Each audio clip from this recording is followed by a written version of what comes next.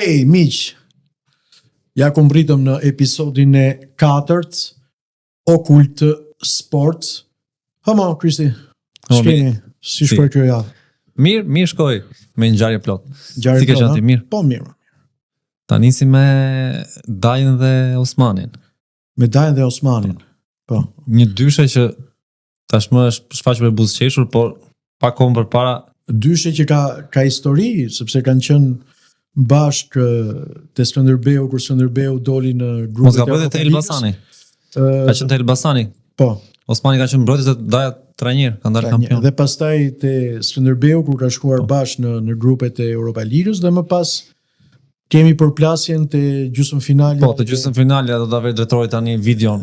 Vllaznia Dinamo. Vllaznia Dinamo për të kujtuar që Osmani ka qenë drejtor sportiv te Vllaznia sezonin e kaluar dhe Daja trajneri Dinamos. Okej. Drejtor. Këtu është mbas ndeshjes, ha? Mbas ndeshjes. Shohim trajnerin Daja i cili është shumë i revoltuar me arbitrë. I papërmbajtur. Borgjiçi dhe djali vet që e treshin. Borgjiçi dhe Gleni që e tërheqin. Dhe ndërkohë që Osmani afrohet aty dhe i thotë dhe i kthehet dhe Osmanit. Po. Shkoj ka qenë një moment. Është video ekskluzive e Okultit kjo. Që kam kapur. Dhe pastaj ka patur dhe një përplasje brenda Osmanit. Po, patjetër. U përfshin të gjithë lojtar, staf, president. Un kam qenë aty në dhomat e zhveshjes aty te korridori. Vëzhgues i Federatës Po pas të kaloj deri aty ta mbyllim pjesën me Osmanin. Ironia e bukur është që Ilir Daja është pallu trajneri i muajit. I muajit tetor për Dinamo dhe çmimin tashmë ja jep vet Tefik Bey Osmani. Tefik Bey Osmani.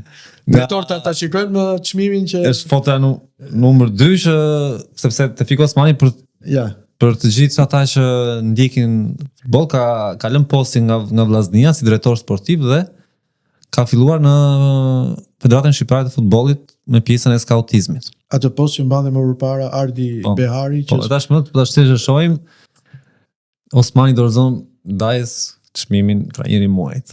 Ndërkohë i bukur është futbolli. Ndërkohë që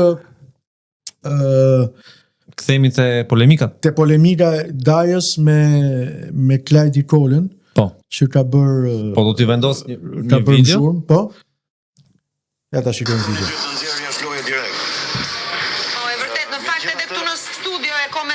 Që ndoshta ishte pak e tepërt ai kartoni vert për simulim në mesfush, megjithatë me Klajdi Kolën do ta shohim më vonë, po ja jap fjalën Ardi Beharit. Sidomos po e pa Klajdi Kola e disa Jo, po do themi çfarë thoni juve tani për arbitrimin, për taktikën unë nuk ndryj asnjëherë.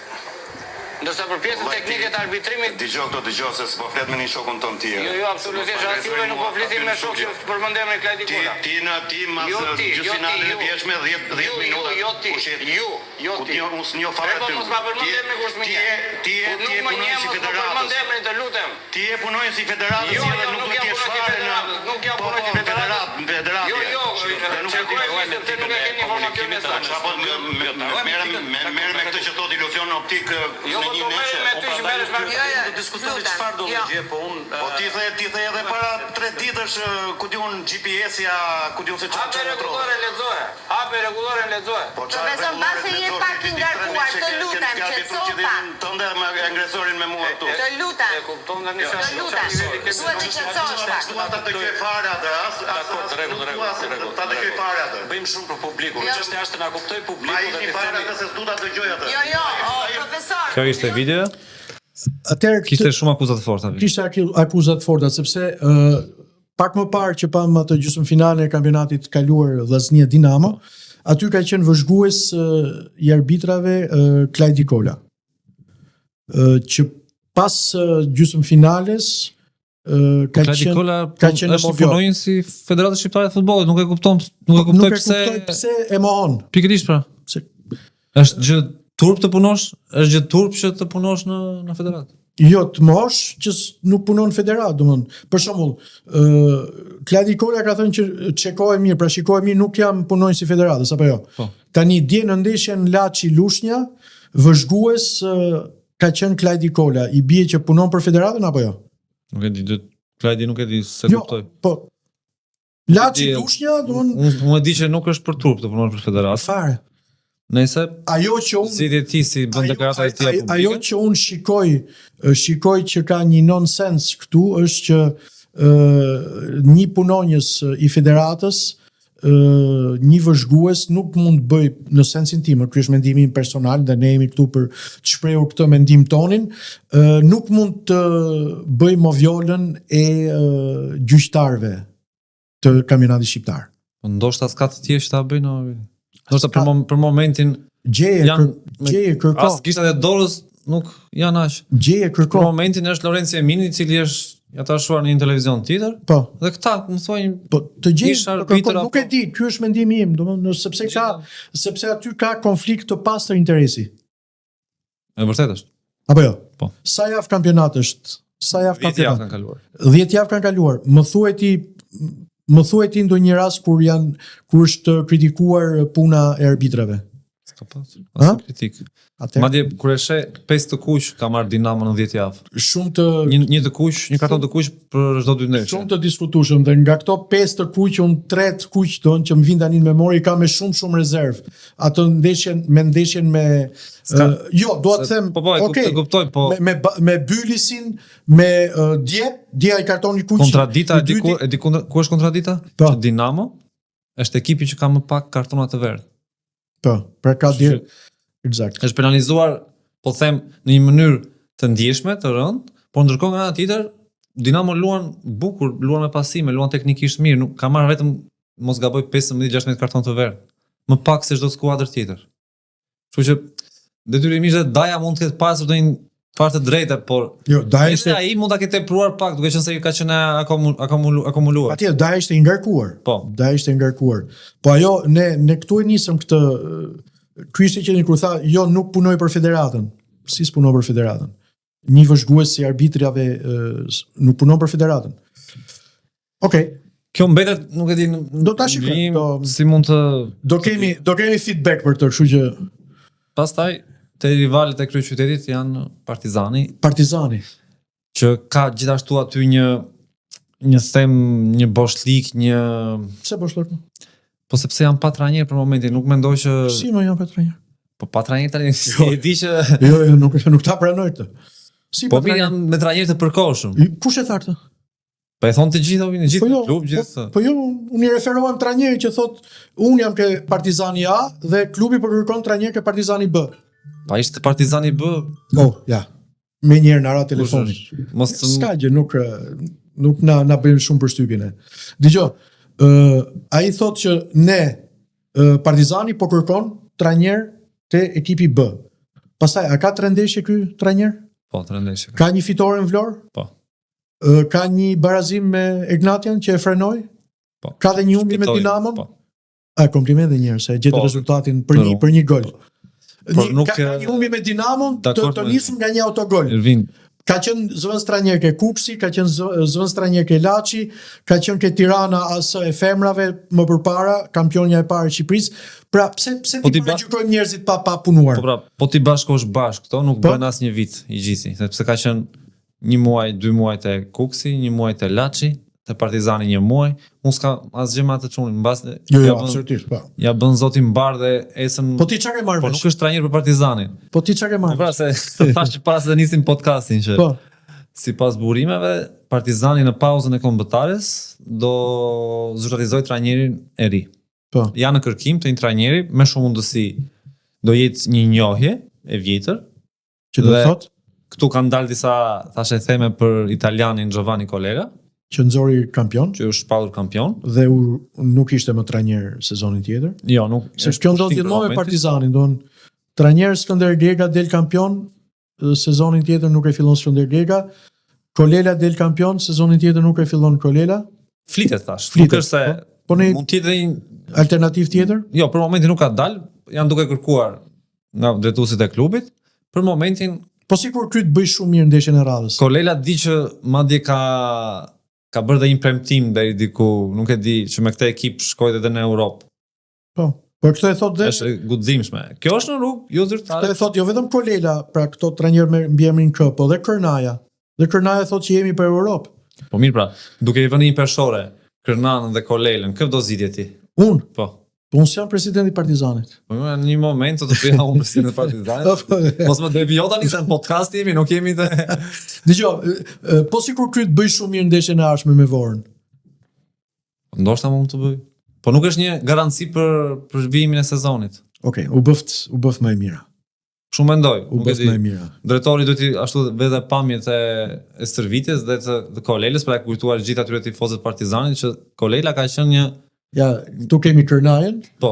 Oltion Kërnajen dhe Kolela, i cili ishte një trajner, mund të them, mund ta fuzat atë trajnerët atipik se te stili lojës, te deklaratat që bënte mbas ndeshjes apo konferencat për shtyp, ishte trajner i fiksuar me shumë detaje.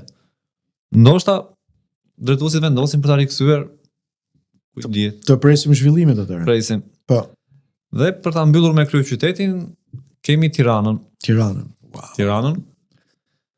Është një, nuk e di, mund të them të ketë shkuar kundravajtje. Tirana ka hyrë kundravajtje për mendimin tim. Në një rrugë që ndoshta edhe në fund nuk ka hyrë kundravajtje, ka hyrë kundravajtje në autostradë. Dhe një moment do ndodhi ajo përplasja e madhe apo jo. Pikërisht. Debutoi trajneri Nuhiu. Kemi dhe foton e trajnerit për të gjithë Ardian Nuhiu. Që këtu pati drejtor foton të lutem të trajnerit, që këtu pati një diçka që mua nuk pëlqeu. Jo, desha e parë, nuk mund ta. Jo, dëgjoj, ai e tha në prononcimin e vet që unë nuk e kam. Jo, ky është Kolela drejtor. Ardian Nuhiu, trajneri i Tiranës. Gjashtën. Ai tha vetë që unë nuk e kam shkopin magjik. Pikërisht. Mirë, po ajo që mua si ka mundësi që ai u prezantua me një story 24 orëshe. Nuk e meritonte ai Ardian Nuhiu.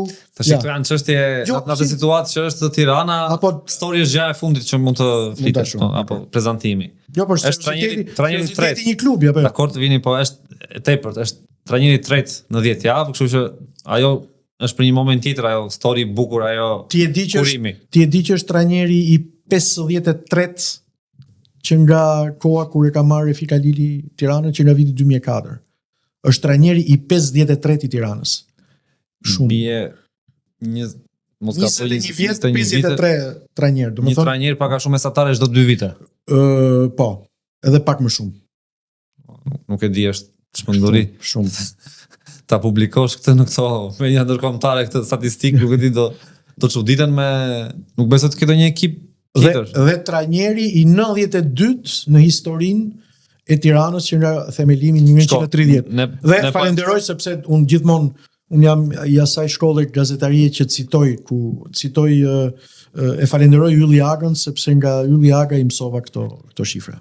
Shko, ne mund ta marrim pak me sportivitet këtu dhe me të qeshur, po unë isha në stadium pash ndeshjen dje Tirana Mbyllis dhe pash një, po të them, një pa entuziazëm e para. Fare, s'kishte asnjë lloj entuziazmi. Sa ishin diku ke 500 vetë? Diku ke 500 tifoz dhe ajo që dua të them që është një informacion, po them, jo okult, po. Mund të them që e sigurova diku aty nga forcat e policisë që ishin për mirëmbajtjen e ndeshjes. Stuartët. Jo stuartët janë privat, policia, shtetit e forcat. Pse kishte edhe polici? Polici shtetit ishin edhe forcat speciale Renea, po. Sepse kishin marrë një informacion vini që mund të organizojë një sulm fizik ndaj presidentit Halili. Çfarë thua? Po. Dhe madje vetë Halili është larguar 30 minuta para se të mbaronte ndeshja. Në stadiumin. Që kur rezultati ishte 0-1 madje. Po. Është larguar për të shmangur këtë pjesë. Sepse vërtet tifozët e kanë shprehur hapur pakënaqësinë ndaj tij me kore, me thirrje, me banderola, por dje policia kishte marrë një informacion që mund të kishte edhe një trazir, një incident ndaj zotit Halili. Dhe për të shmangur gjithë këtë ata ishin vendosur. Dëgjova vetëm me veshët e mia. Dëgjoj, unë si një gazetar që jam lindur dhe rritur në Tiranë, dua të shikoj sa më parë si Tiranën ashtu dhe Partizanin të dalin nga kjo situatë shumë e vështirë ku janë, sidomos Tirana, dhe të ngjiten aty ku i takon vendi sepse situata është shumë e rëndë. Po, të gjithë nuk do të dëshironim që një ekip si Tirana, një ekip kryeqyteti, po. Ekipi me shumë trofe të ishte drejt kategorisë të parë. Dhe pastaj imagjinoti për shembull Gjermani, Bayerni të Katandiset kështu apo në Skotësi Celtiku apo ku ta them. Diçka për atë Partizanin bë çfarë ishte do të thënë ka janë këto iluzionet e tifozëve, të këtyre fanatikëve. Ka zëra okult që Partizani bësh kategorinë e dytë në këtë grupin e Jugut me Butrintin, me Devollin, me Maliqin, dhe nëse Tirana do rrezikoj seriozisht rënien në kategorinë e parë, Partizani do mobilizohet të gjithçka që të dali e para e atij grupin kategorinë e dytë që të ketë një derbi Tirana Partizani bën kategorinë e parë. Sikur shkon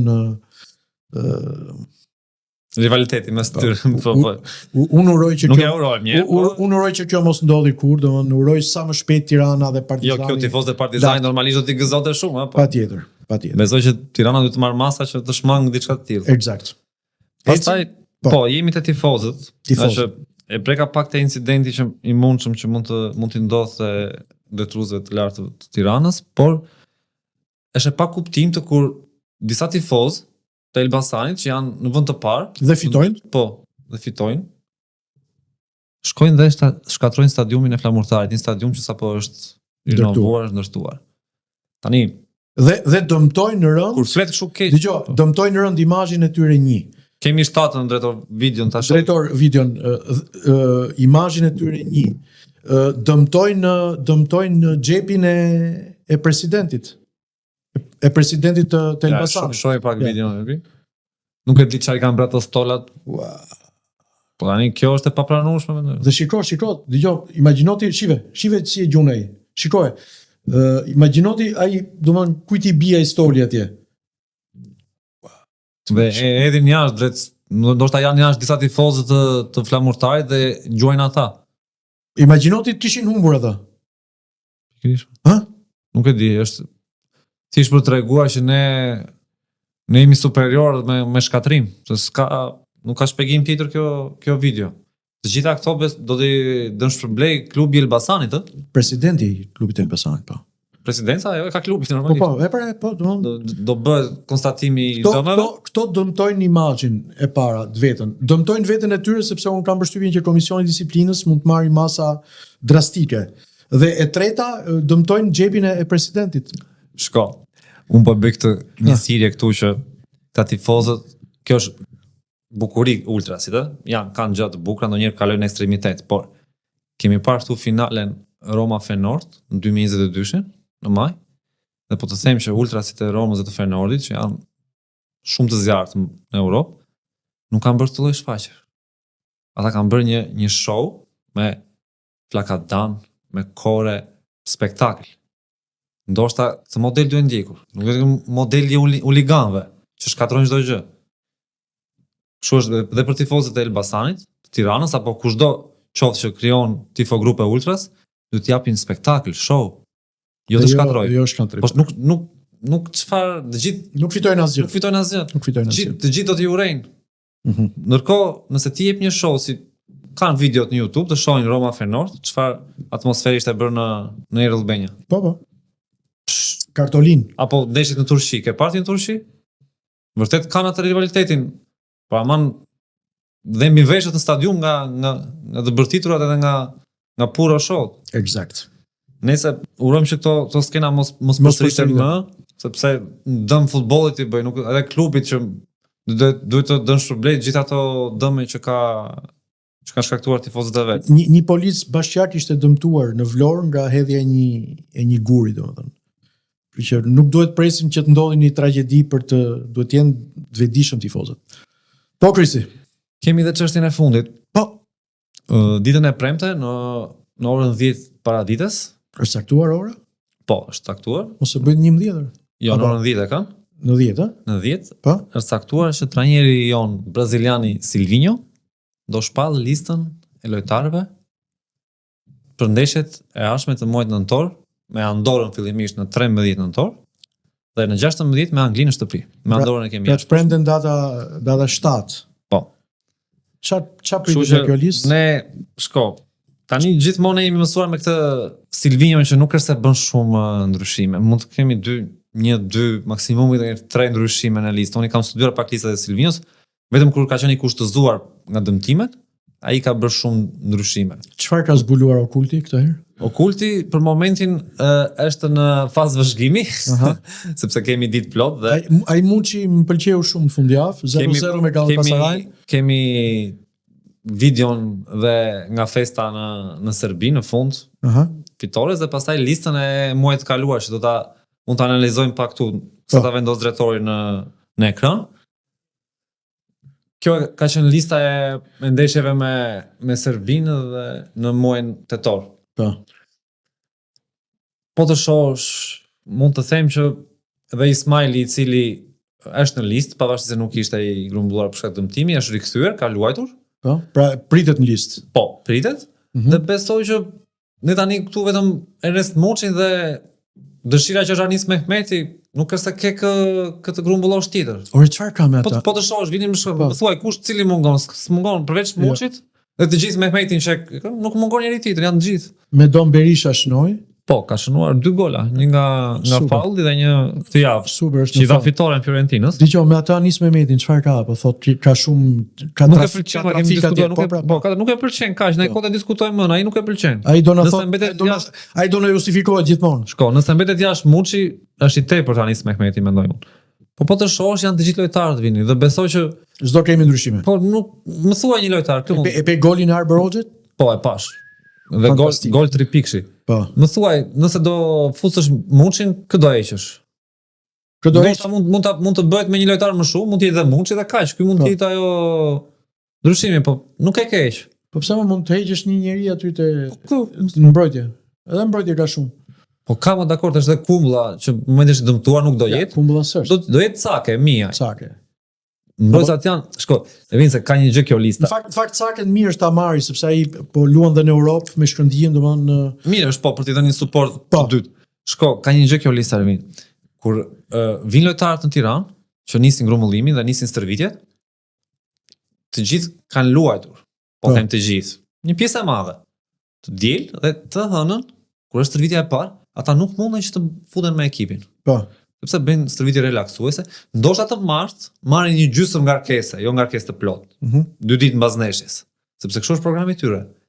Dhe për të bërë stërvitjen e të hënës dhe të martës, duhet një grup i plot, kështu që dhe këta mbrojtësa Cake Miaj duhen aty, sepse ne kemi parë që ata marrin lojtar nga U21 që unë të mbita thjesht për të plotësuar grupin. Grupin, po, e vërtetë. Kështu që dhe ajo lista bëhet me këtë lloj llogarie. Pastaj punë Silvinio si zgjidh në ndeshje që shkon e le njërin tribuna po pra të premte nuk presim surprizë. Nuk është se presim ndonjë surprizë. Tani ndoshta mund të na surprizojmë ndonjë gjë Silvinio. Jo, nuk e besoj. Nuk është momenti i surprizave. Pikërisht, ajo është ndeshje që sepse fitoria aty. Unë madje dhe formacionin them që mund të jetë pak a shumë i njëjti. Që luajti dhe në Serbi. Fitoria është me detyrim përcaktim. Detyrim sepse zhbëjmë çdo përpjekje deri tani. Dhe çdo atë fitoren të madhe që bëm në Leskovac ne zhdukim. Aq se jam mësuar ditë tani, një rezultat të lutem. Na ndor. Po nuk e di, me një siç doli kjo Dinamo Partizani. Po. Them që mund të fitojmë 0-2. 0-2 ose 1-3. Po nuk do aq të pësonim fare. Po kemi pësuar me Andorën. Po dakor, këtë radhë nuk do pësoj. Po s'ka gjë, unë firmos për atë rezultatin e parë, 1-3. Po mjafton ti të fitoret. Po do flasim dhe javën tjetër për. Pastaj ndeshjen me Anglinë. Me Anglinë. Ka diçka tu si tu du. Po. Është edhe diçka një informacion që janë ashtu gjithë biletat dhe shumë shpejt besohet nga. Janë ashtu. Janë shitur gjithë janë sold out. Kanë avulluar. Sepse normalisht Anglia është gjithë kombëtare, por them që nga këto ditë, federata do njoftoj që stadiumi është sold out. Më pas shpresojmë që të fitojmë me Andorën që me Anglinë të ta kthejmë dhe në fest. Po.